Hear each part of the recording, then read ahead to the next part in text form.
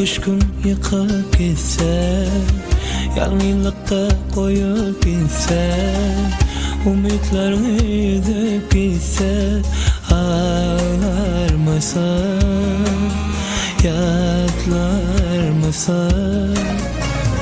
Kalbimi yanırsa hicran, bir ömür çektirsem alma, gitsem arzu hayalından, ağlar mısın, karaşar mısın?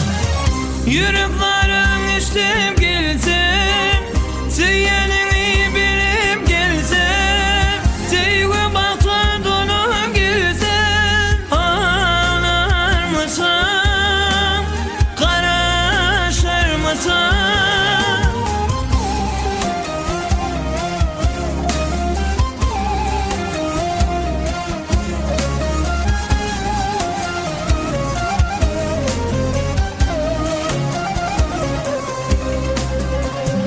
Ömürlük terk eylep gitse, göz yaşa gark eylep gitse, yolumda intizar etsem, karaşar mısın, bağışlar mısın?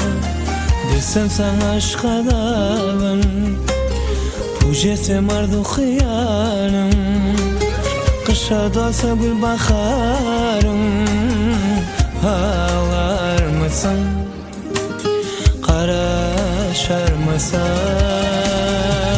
Yüreklerin işte